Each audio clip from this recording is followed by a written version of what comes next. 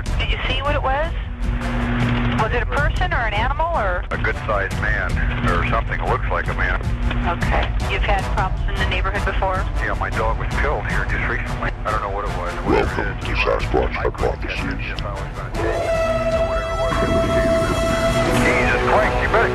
Sure. See ya! Hello? Get somebody out here. What's going on now, sir? Son of a bitch is about 6'9".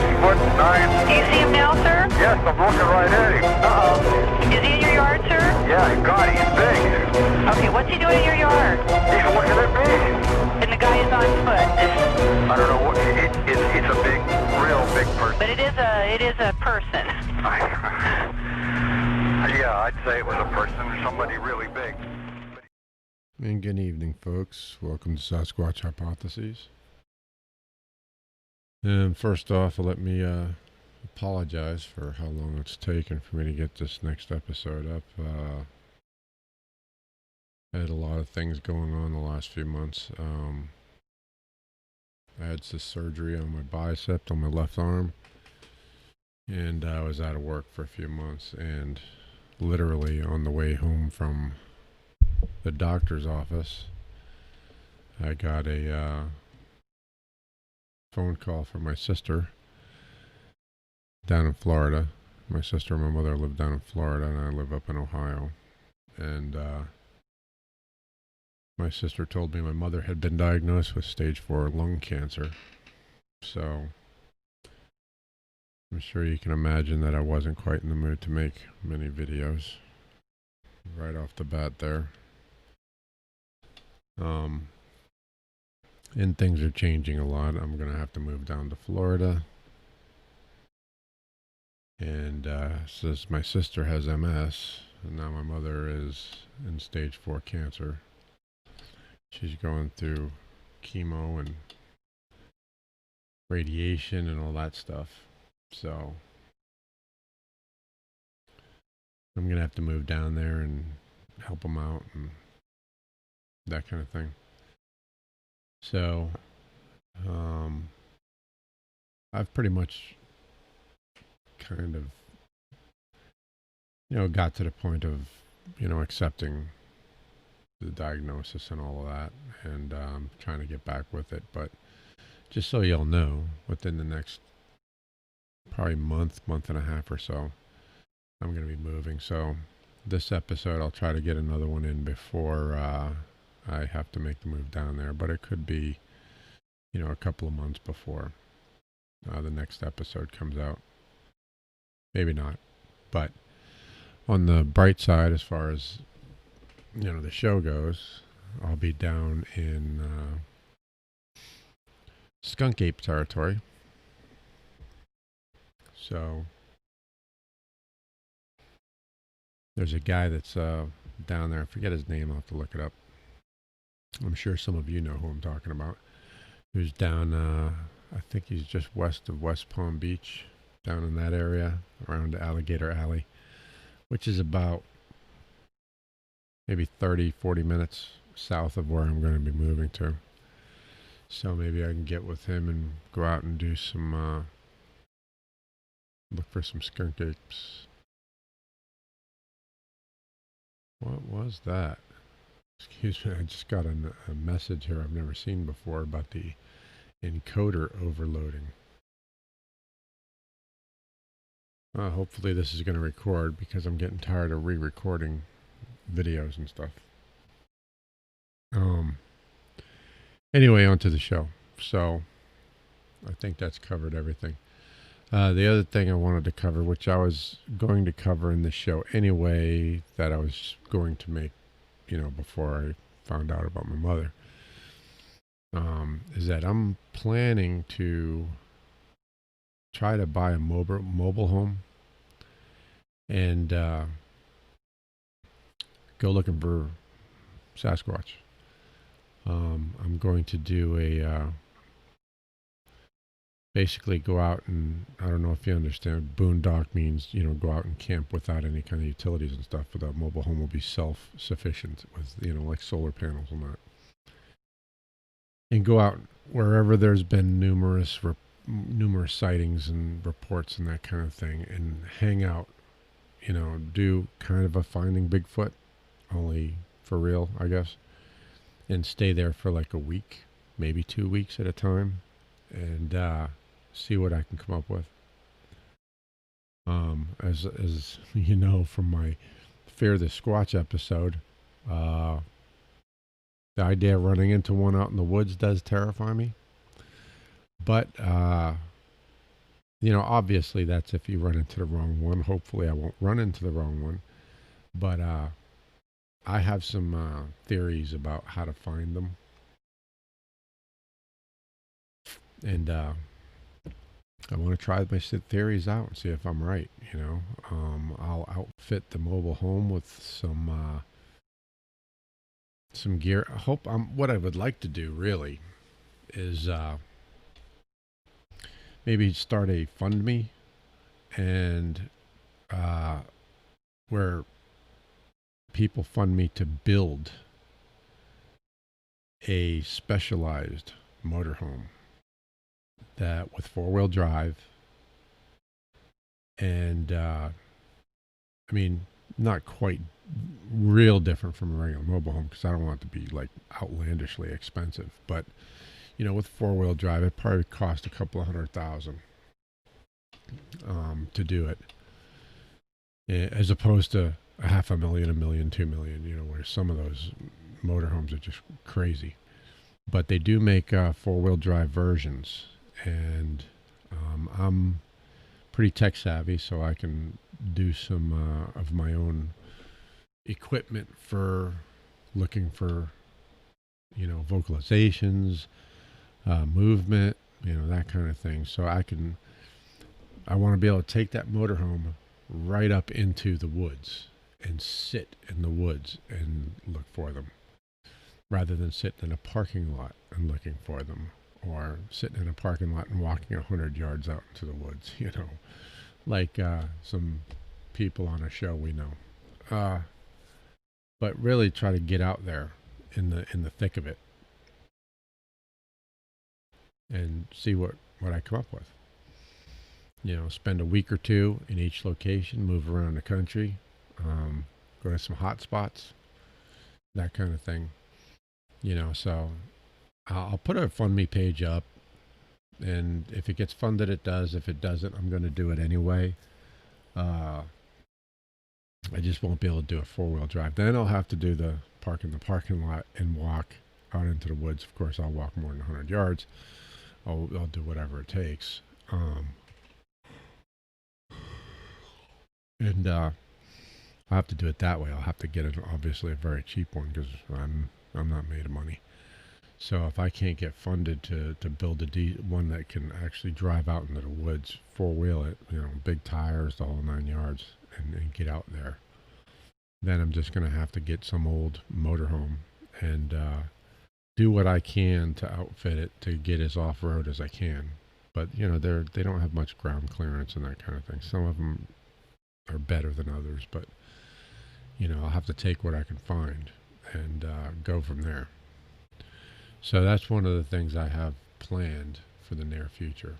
Obviously, well, this thing with my mother, hopefully that she'll come out of the chemo and the radiation therapy and all of that cancer free, and make it another 5 years or more. Statistically, that's probably not the case, but obviously, like anybody whose parent has cancer, I hope that it does do something. I'm also coming up with some, I do some a fitness channel as well, and I'm kind of up on some of the new science on certain supplements and protocols and that kind of thing. So I'm gonna have her start that, which should, help her out, help her get over it if possible.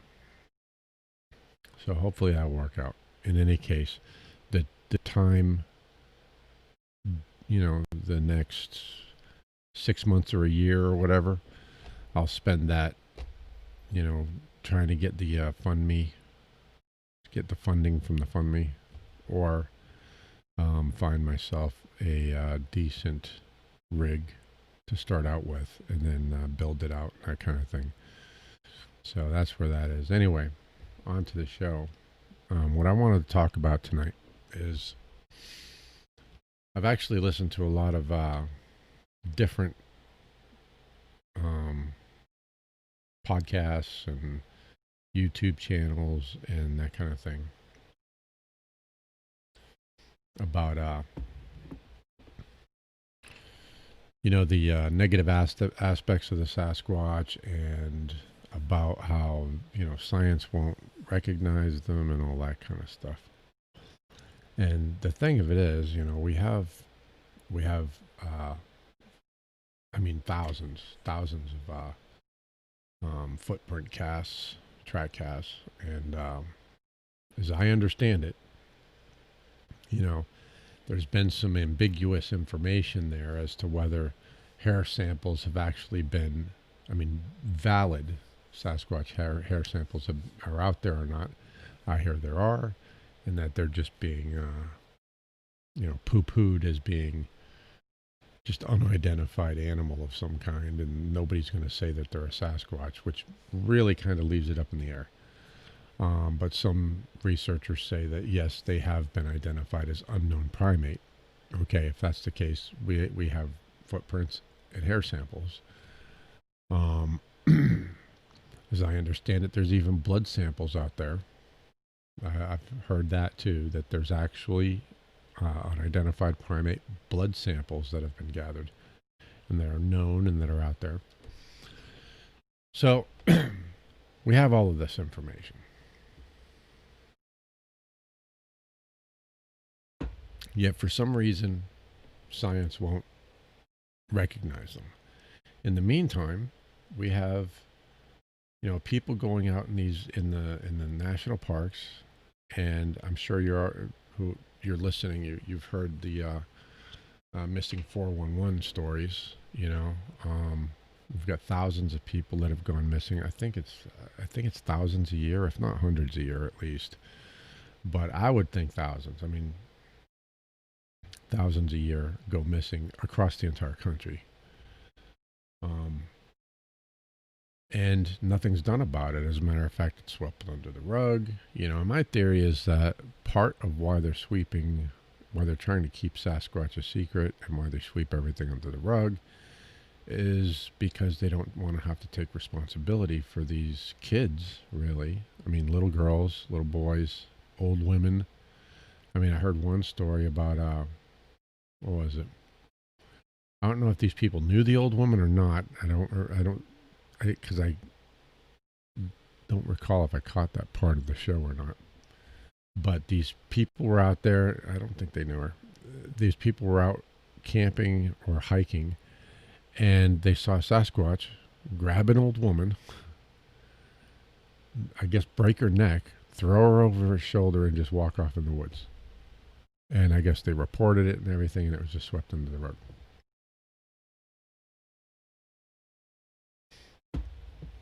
Imagine this. Here's another story I heard. So just put yourself in this position. I'm going to kind of tell this story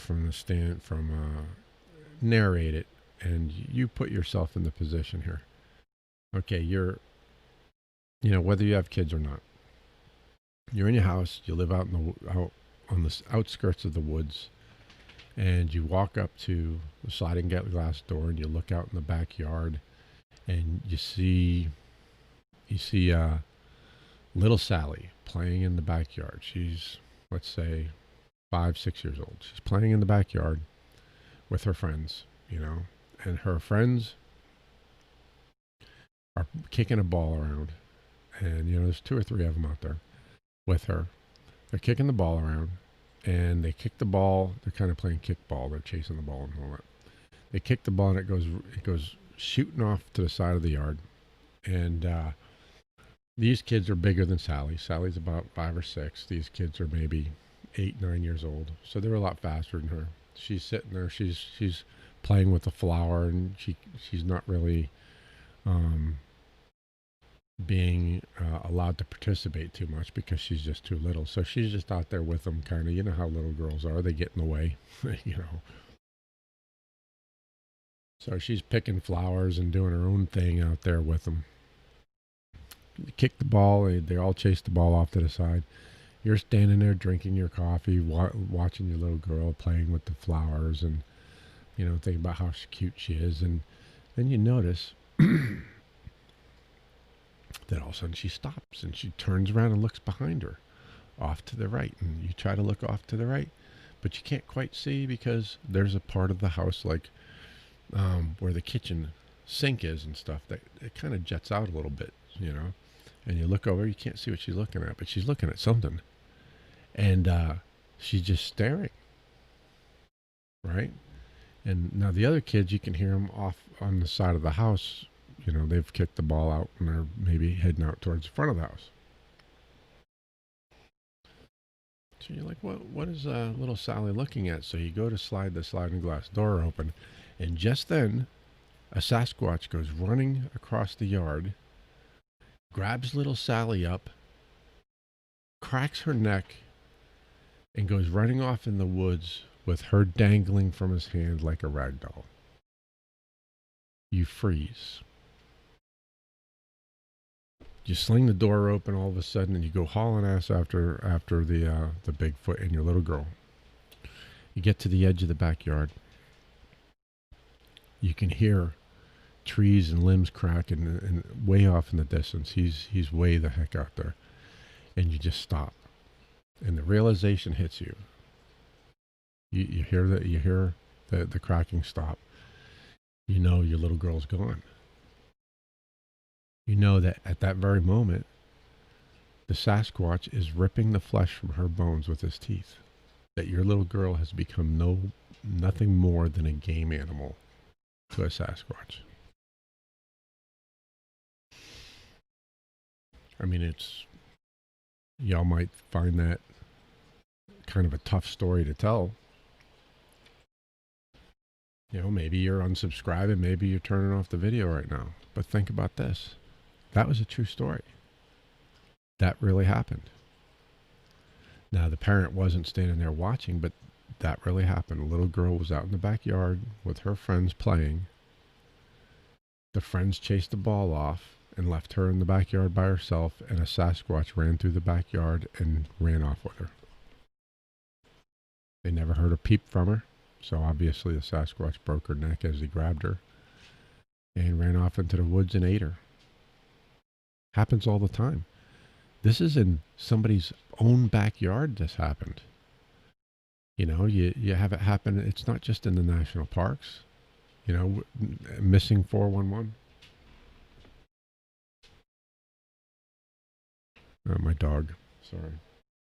Missing 411 is about people going missing in the parks. This little girl was taken right out of her own backyard. And how many stories have you heard about Bigfoot, tapping on the window, trying to get little girls to come to the window? Why do you think that is? You think they want to have a tea party? No, they would want the little girl to get close enough so that they can snatch her out of the bedroom and run off with her and eat her.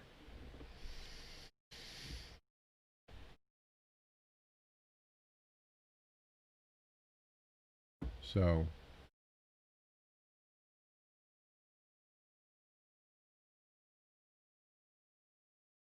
just a second, folks. What are you doing?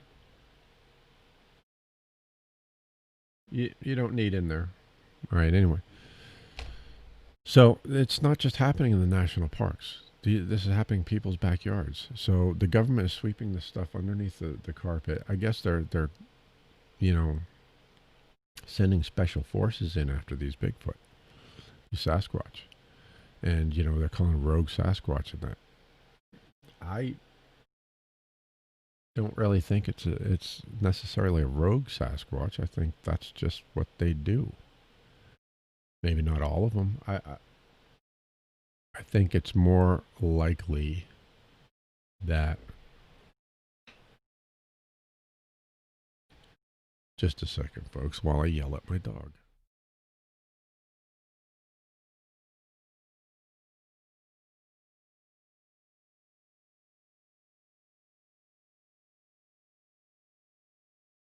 It figures I'm trying to record a show and my dog's being a pain. So, well, let me get to the point. We're at 20 minutes now. I'll make this a short one.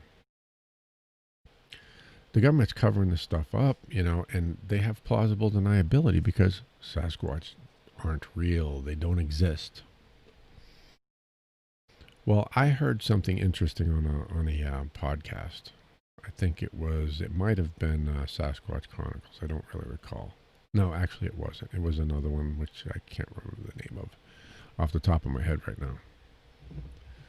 But this one researcher, he's been a researcher for 20 years. He's in Arizona, I think, or New Mexico, somewhere down in there. And he was talking about how, the government refuses to recognize Sasquatch as being real. And he said something very interesting, that there's enough evidence to prove that Sasquatch is real in a court of law. But there is no valid reason to bring a case before a judge in order to use the evidence to prove that they're real. But if we could come up with a reason to take this to a court of law, that we have enough evidence to prove they're real, and once the judge rules that they're real, the government would have to recognize them as being real. So that got me thinking. I think we do have a reason to go into a court of law. If one of you all out there is an attorney, or if you know an attorney, I think that there's a good case for a class action suit for all of these people who have gone missing. All of these little girls that have been snatched out of their backyards. I think that there's a good case for a class action suit against the U.S. government for not protecting the citizens. And I think that if we could get a class action suit into a court of law and then present the evidence, they would have no choice but to accept them as being real and to legally recognize them. So if you know an attorney, or if you are an attorney, why don't you chew on that a little bit and see if there's anything you can do. There's plenty of people out there who deserve to be compensated by the government for their loss. So that would solve a lot of problems. I mean, they're not warning people when they go into national forests. They're not warning people when they live in these areas. They're not putting out any kind of notifications to people who live in these secluded areas when they buy these, probably very expensive homes out here in these beautiful wooded areas, and then their little girl gets taken by a Sasquatch. They deserve to know. And I think a good lawyer could bring a class action suit that would get something done about this. So if you are that lawyer or you know one, let's see what we can get going. All right. That's pretty much where I'm going to call it quits. And like I said, y'all, my shows will be back. It just depends on how things go with this move and, what's going on with my mother and my sister. I don't remember if I mentioned, because I had to redo this video. My mother has the stage 4 lung cancer, but my sister has MS, and she's had it for a long time, and she's not doing too well either. So I'm probably going to have my hands full when I get down there, and it's going to be quite stressful, to say the least. But I will try to keep my shows going, and use it as my outlet, I guess, to decompress. So anyway, there might be a delay, but I will be back, folks. So In the meantime, if you want to get a hold of me and you want to be on the show, you want to talk about this, you want to talk about anything Sasquatch related, you have your own encounter to talk about, anything of the sort, you want to get it off your chest, here is my contact information. You can listen to the audio only show at sashype.blogspot.com, and you can reach me at sasquatchhypotheses@gmail.com. So until the next show, y'all take care. Make sure that you comment, you like, subscribe. And if you don't like it, give me a thumbs down. If you like it, give me a thumbs up. That's if you're watching this on YouTube. But subscribe, share, all that good stuff. And until the next time, y'all take care.